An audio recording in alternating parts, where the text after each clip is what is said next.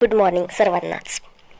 तर आज सुकन्या योजना जी आहे त्या बाबतीत बोलावंसं वाटलं, कारण सध्या थोडा सुकन्या म्हणजे काय आहे, लोक फसवतील तर नाही ना आपल्याला, असं सर्वसामान्य लोकांच्या मनात असतं. तर स्पेशली हा व्हिडिओ त्याच लोकांसाठी मी बनवते की जे पॅरेंट्स आहेत ज्यांना कन्यारत्न प्राप्त झालेला आहे. तर जे सधन घरातील पॅरेंट्स असतात ते काय करतात, त्या मुलीच्या नावाने जसं की PPF झालं, FD झालं, RD झालं किंवा सुकन्या निधी म्हणा, जसं की फंड करतात किंवा म्युच्युअल फंड, म्हणजे काहीतरी ते आपल्या मुलीसाठी तिचं शिक्षण, तिचं लग्न, ह्या थोड्या कशा जबाबदारीच्या गोष्टी आहेत. अचानकपणे तुम्ही तेवढी मोठी अमाऊंट म्हणजे नाही करू शकत जमा ऐन वेळेवर. तर मग लोक काय करतात, असं थोडं थोडं थोडं थोडं स्टार्टिंगपासून, मुलगी असली की एक मेंटॅलिटी झाली आहे इंडियन सोसायटीची की तिच्या लग्नासाठी, शिक्षणासाठी नाही परंतु तिच्या लग्नासाठी कसे पैसे जमायचे ते स्टार्ट करतात. तर ह्या सुकन्या योजना जी आहे गव्हर्नमेंटनी, भारत सरकारने फक्त आणि फक्त मुलींकरिता चालू केलेली आहे. आणि मला असं वाटतं की ह्याची इन्फॉर्मेशन बऱ्याच जणांना आहे नाही आहे, परंतु सुकन्या योजना जी आहे ही एक सगळ्यात बेस्ट योजना आहे. जर तुम्ही मध्यमवर्गीय आहे, जर तुम्ही थोडं गरिबी रेषेच्या जवळपास आहे, तर ह्या कुटुंबियांसाठी सुकन्या योजना खरंच फार हेल्पफुल आहे मला असं वाटतं. कारण की एकाच वेळेस ते खूप मोठी अमाऊंट मुलींसाठी जमा करू शकत नाहीत. फॉर एक्झाम्पल तुम्हाला सांगायचं झालं तर सांगते की मेट्रो सिटीज ज्या आहेत, जसं की बेंगळुरू झालं, मुंबई झालं, पुणे झालं, इथे 10th आणि 12thमध्ये जे कोचिंग क्लासेस असतात त्याची फीज 4 लाख 5 लाख अशी आहे. मग तुम्ही 10thमध्ये त्यांच्यासाठी 5 लाख कुठून अरेंज करणार, 12thमध्ये कुठून अरेंज करणार फीज? ठीक आहे, तुम्ही ट्युशन्स नाही लावल्या तरी. तर मग ही जी अशी मोठी अमाऊंट असते की त्यांना इंजिनिअरिंगसाठी, जे डॉक्टरला त्यांचा नंबर लागला, MBBSला, MDला, ज्याच्या पण साठी एक हलकीशी 3-4 लाखाची अमाऊंट जरी तुम्ही थोडी जमा करून ठेवली तर त्या मुलीला 18 वर्षानंतर त्याचा खरंच खूप फायदा होतो. आणि स्पेशली असे मुलं ज्यांच्या मागे कुणीच नाही, ज्यांच्या डोक्यावर आईवडिलांचा हात नाही आहे, तर मला वाटतं त्यांच्या नातेवाईकांनी देखील अशा प्रकारच्या योजनात थोडं इन्व्हेस्ट करावं सुरुवातीलाच. कारण अचानक अशा मुलांना कोणी हेल्प करत नाही एकदम खूप जास्त अमाऊंटची. तर या सर्वांना सांगते की सुकन्या योजना काय असतं. तर जसं खूप सधन घरातले लोक त्यांच्या कन्येसाठी PPF, FD, RD इत्यादी असं सर्व बनवतात, तसं सर्वसामान्य लोकांनी देखील सुकन्या योजनेचा लाभ घ्यावा. म्हणजे कसं आहे माहिती आहे का, हे जे सर्व हे PPF आहे, FD आहे, RD आहे, सुकन्या निधी आहे, हे सर्व कसं आहे की तुम्ही मोठी अमाऊंट लॉक करून ठेवताय आणि त्याच्यावर तुम्हाला व्याज देखील मिळत राहतं कंटिन्युअसली. आणि मग हे व्याज त्या अमाऊंटमध्ये कंटिन्युअसली ॲड होत जातं. तर आजचा व्हिडिओ स्पेशल मी सुकन्या योजनेसाठी सांगते, त्यामुळे मी PPF, FD, RD ह्याबद्दल बोलणार नाही, गोल्ड बॉन्ड वगैरे ह्याबद्दल बोलणार नाही, तर मी फक्त आणि फक्त सुकन्या योजनेबद्दल सांगते. तर 2022चा नियम सांगते तुम्हाला आणि तुमच्या माहितीकरिता सांगते की मी माझ्या मुलीसाठी देखील ही जी सुकन्या योजना आहे ही मला वाटतं मी माझ्या मोबाईलवरून ऑनलाईन केली होती स्टार्ट. जास्त अमाऊंट त्यात नाही टाकली तरी चालते. पहिले त्याचे नियम थोडे वेगळे होते की 500 रुपये किंवा 1000 रुपये तुम्हाला टाकावे लागायचे दरवर्षी, परंतु आता गव्हर्नमेंटने ते 250 केलेले आहेत, म्हणजे कमीत कमी 250 रुपये. सुकन्या योजना भारत सरकारने मुलींसाठी काढली आहे. तर ह्यामध्ये आता 7.6%च व्याज चालू आहे. म्हणजे जी टोटल अमाऊंट आहे, तुम्ही जी अमाऊंट टाकली, आता ही अमाऊंट तुम्ही 250 रुपयापासून तुम्ही खातं खोलू शकता बरं का. आणि दरवर्षी त्या 250मध्ये तुमचं, जसं तुम्ही 250 रुपये देऊन खातं स्टार्ट केलं तुमच्या मुलीच्या नावाने, आणि मग तुम्ही दरवर्षी त्यात काय पण अमाऊंट टाकू शकता. कमीत कमी तुम्ही 250 टाकू शकता आणि जास्तीत जास्त 1 लाख, 1 किंवा 1.5 लाख. आणि जर तुम्ही हे नाही भरू शकले एखाद्या वर्षी, ते 250 रुपये पण जर तुम्ही नाही भरू शकलेत, कारण दरवर्षी कमीत कमी तुम्हाला 250 रुपये तरी भरायचेच आहेत. 250 रुपये 2022च्या नियमानुसार सांगते मी. ह्या पहिले 500, 1000 असं काहीतरी होतं, मी तर 500च टाकत होते. तर नाही जर तुम्ही भरले तर मग तुम्हाला त्या वर्षाची पेनल्टी ॲड म्हणजे लावतात ते, आणि मग ती ॲड करून आपण परत नेक्स्ट इयरपासून कंटिन्यू करू शकतो. ठीक आहे. आणि कसं आहे, एखाद्या मुलीच्या नावाचं अकाउंट तुम्ही जर म्हणजे, आणि हा एक नियम तुम्हाला सांगायचा राहिला की जो लिगल गार्जियन आहे तो फक्त आणि फक्त 2 मुलींसाठीच ही जी सुकन्या योजना आहे ही याचा लाभ घेऊ शकतो. कारण जसं आपल्याला माहिती आहे की गव्हर्नमेंटतर्फे 2च मुलांना हे देण्यात येतं, म्हणजे अधिकार जो आहे, म्हणजे गव्हर्नमेंटने सांगितलेलं आहे आपल्याला की 2च मुलं हवेत. तर मग तो मुलगा असू दे किंवा मुलगी असू दे, तर मग त्या दृष्टिकोनातून पाहिलं तर फक्त 2च मुलींना, म्हणजे एक पॅरेंट फक्त 2 मुलींसाठीच सुकन्या योजनेचा लाभ घेऊ शकतो. परंतु जर तुम्हाला एक मुलगी आणि दुसरी पण मुलगी, जर 2 दुसऱ्या मुली जुळ्या झाल्या, तर मग ह्या केसमध्ये तुम्ही 3 मुलींची सुकन्या घेऊ शकता. पण इन जनरल तुम्हाला फक्त एका पॅरेंट्सला 2 मुलींसाठी सुकन्या योजनेचा लाभ घेता येतो. आणि फार इझिएस्ट वे आहे हो. मुलीच्या नावाने सरकारी बँकमध्ये जायचं, आपलं खातं उघडायचं, किंवा प्रायव्हेटमध्ये देखील उघडू शकता. आणि एक सुकन्याचा योजनेचा फॉर्म येतो, तो भरायचा. फॉर्ममध्ये काहीच नाही आहे, photo, birth certificate, identification proof, त्यानंतर ॲड्रेस किंवा ॲफिडेविट. आणि हे सर्व आपण नेट बँकिंगने देखील करू शकतो. जर तुमच्याकडे सगळं ID प्रूफ स्कॅन केलेले असतील तर तुम्ही हे सगळं करू शकता. तर फार छान योजना आहे, मला तरी असं वाटतं. आणि कसं आहे की म्हणजे इन केस जर खाताधारक आहे किंवा म्हणजे जी मुलगी आहे तिची कोणत्या रिझनने सपोज ती डेथ झाली, तर मग हा खाताधारक जो आहे, तर तोपर्यंतची त्याची ती अमाऊंट आणि त्यात मिळलेले व्याज हे तिथल्या तिथे तुम्ही स्टॉप करू शकता किंवा अकाउंट तुम्ही ट्रान्सफर करू शकता डेथ सर्टिफिकेट दाखवून. हे मी तुम्हाला नियम सांगते बरं का. त्यानंतर व्याज मिळून जी घातलेली रक्कम आहे, ती जी रक्कम आहे ती देखील आपण 15 वर्ष पहिले काढू शकतो. जर ती 15 वर्षाच्या पहिले काढायची असेल तर, म्हणजे लग्नासाठी म्हणा किंवा उच्च शिक्षणासाठी. पण 15 वर्ष तर पूर्ण झालेले नाही आहे, कारण 15 वर्ष ही अमाऊंट लॉक राहते. तर 50% आपण टोटल अमाऊंटच्या काढू शकतो. आणि कसं आहे ना, मला तरी असं वाटतं की थोडं थोडं थोडं थोडं करून जर तुम्ही साठवलं तर तुमच्या, म्हणजे जर एखादी मुलगी आता 1 वर्षाची आणि 15 वर्षानंतर जर तुम्ही 1 लाख जरी सपोज अमाऊंट घेतली, 1 लाख जर तुम्ही अमाऊंट घेतली, तर ह्या 1 लाखावर विचार करा 7,500 15 वर्ष तिला मिळतील. बरोबर आहे. आता हे 15 वर्ष तिला जर 7,500 रुपये प्लस तिचा जी मेन अमाऊंट आहे, जी मुद्दल आहे ती, आणि दरवर्षी सपोज म्हणजे पहिल्या वर्षी 1,07,500 आणि मग 1,07,500 वर दुसऱ्या वर्षी व्याज, आणि वरून तुम्ही कमीत कमी 250 रुपये टाकता येते. तर मग ही अशी टोटल अमाऊंट आहे 15 वर्षाची. तर म्हणजे ही मला वाटतं एक बरीच मोठी अमाऊंट बनते जर तुम्ही 1 लाख जर टाकले सुकन्या योजनेत स्टार्टिंगला. आणि मग 250 तुम्ही भरू शकता, 500 भरू शकता, 1000 भरू शकता दरवर्षी, काही पण कोणती पण एक अमाऊंट तुम्ही भरू शकता. कमीत कमी तुम्ही 1 लाख किंवा 1.5 लाख पर्यंत पण दरवर्षी तुम्ही भरू शकता. आणि म्हणजे जास्तीत जास्त 1 लाख आणि कमीत कमी 250.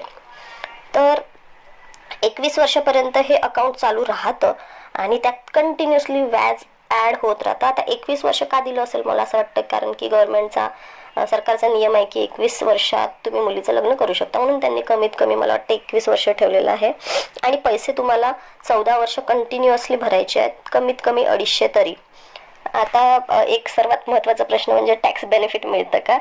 तर हो, आता सध्या 2022च्या नियमानुसार मला वाटतं सेक्शन एक ATC आहे, त्यानुसार टॅक्स बेनिफिट पण बऱ्यापैकी मिळत आहे. आणि खरं सांगायचं तर आता महागाई इतकी वाढलेली आहे आणि अचानक खूप मोठी अमाऊंट जमा करणं मला वाटतं फार कठीण होऊन बसलेलं आहे, नाही का. तर अशा वेळेस काय होतं माहिती आहे का, आपण असं कुठे थोडं पैसे आपण अडकवून ठेवलेत किंवा लॉक केलेत, तर आपण ते पैसे वेस्ट नाही करत आहे ना, नाहीतर ते कुठे ना कुठे हे पैसे खर्च होऊन जातात मला असं वाटतं. तर जर तुमची कॅलिबर असेल तर तुम्ही जास्त पण म्हणजे पैसे टाकू शकता यामध्ये. पण जर तुमची नसेल सपोज तेवढी फायनान्शियली तुम्ही स्ट्रॉंग नसाल, तर तुम्ही फक्त आणि फक्त 250 रुपयापासून पण हे अकाउंट तुमच्या मुलीसाठी सुरू करू शकता. आणि जर तुमच्याजवळ 1 लाख असतील, 1 लाख टाकून जर तुम्ही हे अकाउंट चालू केलं तर तुम्हाला 15 ते 18 वर्षात, सॉरी याचं 15च वर्षाचं आहे, तर तुम्हाला आता जर तुम्ही 2022 मध्ये केलं तर तुम्हाला 15 वर्षानंतर बऱ्यापैकी मोठी रक्कम मिळेल. मला वाटतं 3-4 लाखच्या घरात असेल ती. आणि 15 वर्ष म्हणजे काही हे नाही तर. आणि एक 5-6 लाख जर तुम्हाला अचानक एक मुलगी जिला आई वडील नाहीत आणि तिला जर तुम्ही तिच्यासाठी जर अशी योजना ती इन्व्हेस्ट केलं आणि तिला जर अचानक 10th मध्ये किंवा 12th मध्ये गरज पडली आणि हे 4-5 लाख तिला खरंच तिच्या भावी आयुष्यासाठी कामी येतील. आणि मला नाही वाटत की 4-5 लाखाची मदत जर कोणत्या मुलीला आई वडील नसतील तर तिला तिचे मामा म्हणा किंवा मावशा म्हणा या करतील. तर आता सध्या एक विषय चालला होता सोशल मीडियावर की मनालीताईने एक रक्कम जमा केली होती आणि ती तिच्या घरच्यांना, त्या बाळाच्या घरच्यांना द्यायची की नाही ते. तर बाळाच्या घरच्यांना माझं हेच सांगणं आहे की ह्या सर्व गोष्टींचा विचार करा तुम्ही आणि ना योग्य ते डिसिजन घ्या. कारण की जर 15 वर्षानंतर तुम्हाला कुठेतरी एक 4-5 लाख म्हणा, 3-4 लाख असतील किंवा जास्तीत जास्त 5-6 लाख होतील, ते 5-6 तर नाही जाणार, परंतु माझ्या मते 4 लाखपर्यंत किंवा 3 लाखपर्यंत तरी ही अमाऊंट जायला पाहिजे, जर गव्हर्नमेंटने काही चेंजेस नाही केलेत व्याजमध्ये वगैरे. तर आपण असं कुणी पटकन तुला 3-4 लाख रुपये किंवा 2-3 लाख रुपये पण काढून देणार नाही. आणि अशा वेळेस ह्या पैशाची तिला खूप मदत होईल आणि लोकांनी फार प्रेमाने दिलेले पैसे आहेत हे. आणि जर नसतीलच घ्यायचे तर मला असं वाटतं ना, म्हणजे एक माझं सजेशन म्हणून हे माझं मत आहे की मनालीताईंनी जबरदस्ती करू नये. ही जी मुलगी आहे, हे जे बाळ आहे, याला तिचे आजी आजोबा पैसे लावायला समर्थ असतील तेव्हाच ते नाही बोलत असतील, किंवा तिची मावशी फार स्ट्रॉंग व्यक्तिमत्व दिसते, ती पैसे लावू शकते, 4-5 लाख म्हणा किंवा 10 लाख म्हणा, तेव्हाच ते नको म्हणत असतील. तर मला असं वाटतं की ही जी अमाऊंट आहे ही तुम्ही एका अशा मुलीला द्यावी. स्पेशली मी मुलीलाच बोलील, कारण की ही आपण एका अशा मुलीसाठी घेतलेली आहे जिच्या डोक्यावर आई वडिलांचं छत्र नाही आहे, बरोबर आहे.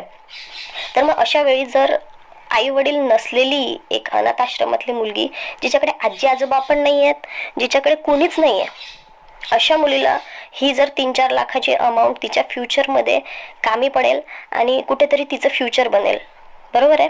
अशा खूप मुली आहेत अनाथ आश्रमात ज्यांना आजी आजोबा पण नाहीत, मामा मामी नाही, कोणी नाही, घरच्यांनी लिटरली रस्त्यावर फेकून दिलेल्या असतात कारण की त्या मुली झाल्यात म्हणून.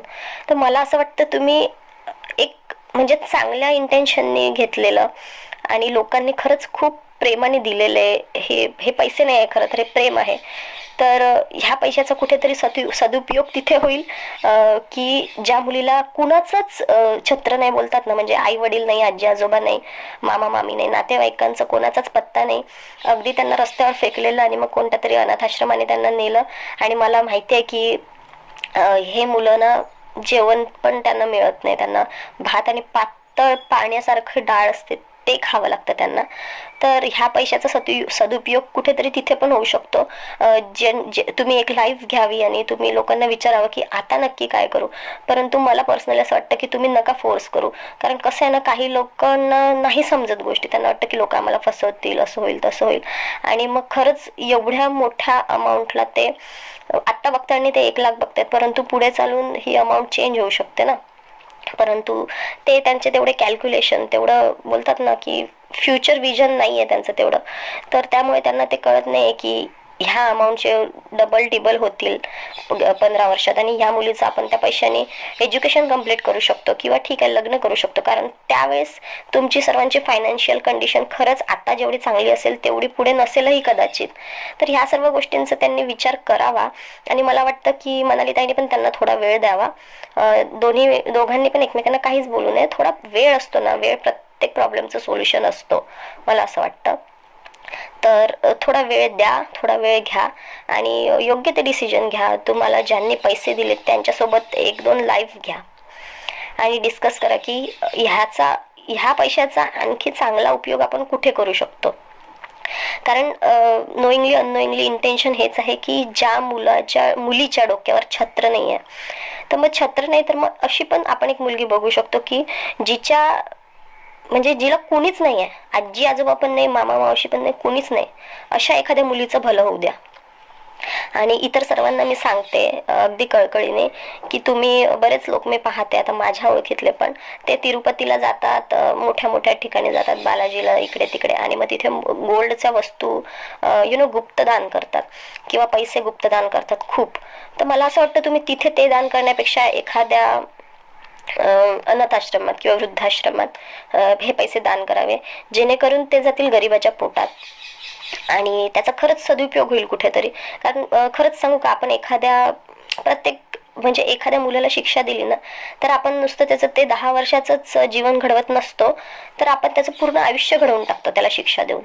तर जर तुम्हाला शिक्षा म्हणजे शिक्षण बरं का, तर शिक्षण हे जे आहे हे खरंच वाघिणीचं दूध आहे आणि ते पिल्यावर कोणी पण गुरगुरल्याशिवाय राहणार नाही.